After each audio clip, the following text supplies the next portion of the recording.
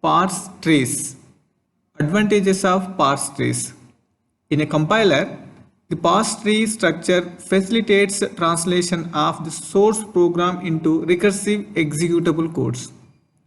Parse trees are closely related to derivations and recursive inferences. An important application of the parse tree is the study of grammatical ambiguity, which makes the grammar unsuitable for a programming language. There is a one note, the term YACC in our textbook.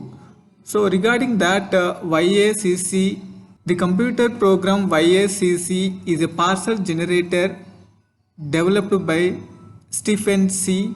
Johnson at AT&T for the Unix operating system. The name is an acronym for Yet Another Compiler.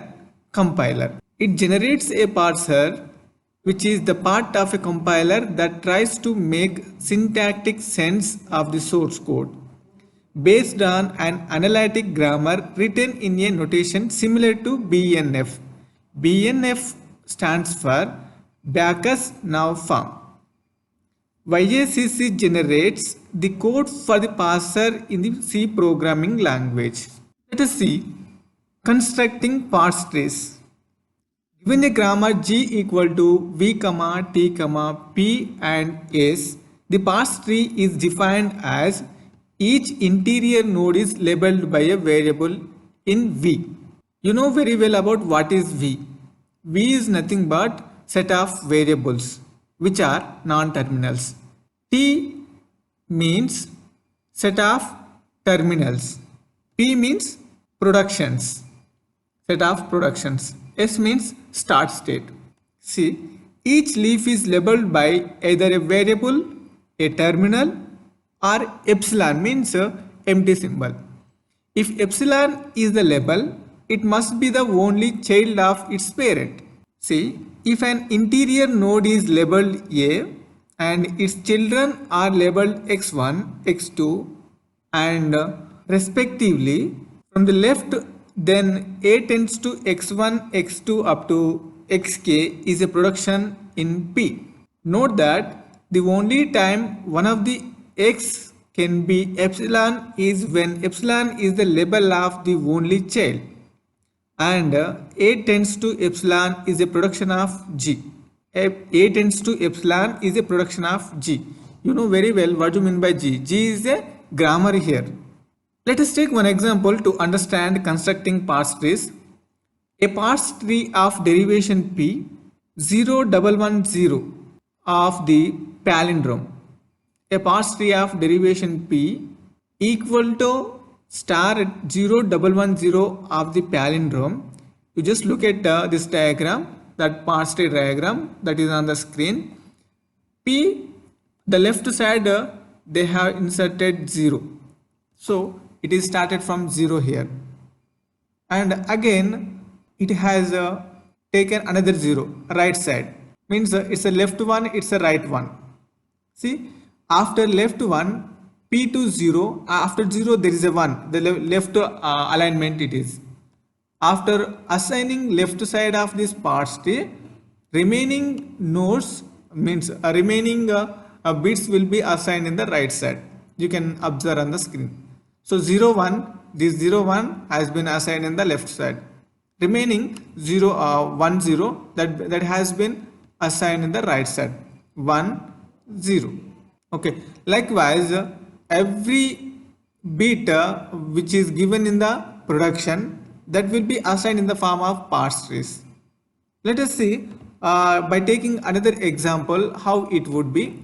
See, the yield of a parse tree. The yield of a parse tree.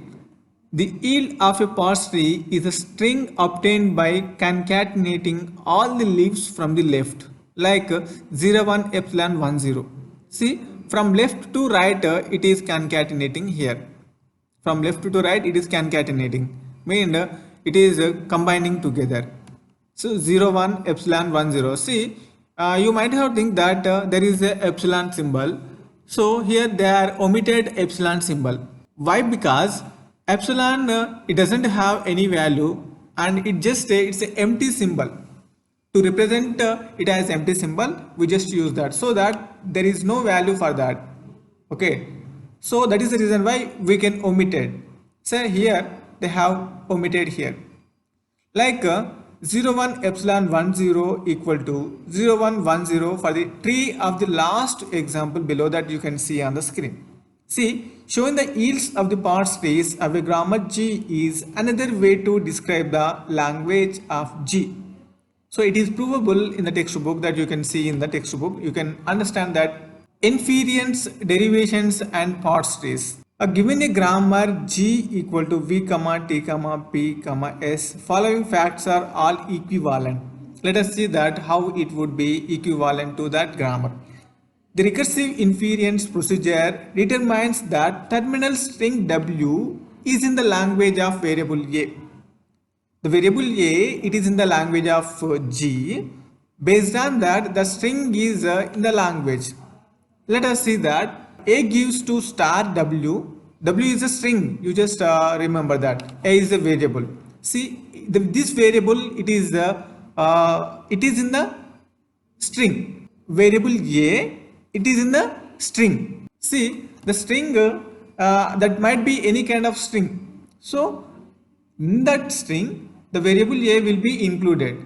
A gives to lm star W. Lm means leftmost derivation. You know very well about that. Already we discussed that about this in the previous class. Lm means leftmost derivation. Here rightmost derivation. So even in leftmost derivation as well as in rightmost derivation, this A variable will be included in this string. So to represent that leftmost and rightmost derivations in the form of a context-free grammar in the parse trees, that we can represent like this. See, there is a parse tree with root A and yield W. These inference, derivations and parse trees, how we can construct which every derivation, how it is dependent on each other, that you can see on the screen in the form of one diagram. See, equivalence of the facts in the previous page are proved in a way as shown in the following diagram by theorems. See, the recursive inference, which is you can derive from recursive inference to parse trees. From the parse trees, you can derive that expression into leftmost derivation and rightmost derivation. These two derivations will be included in the derivation. The derivation also you can convert it into recursive inference. So there is a one cycle. It is following one cycle.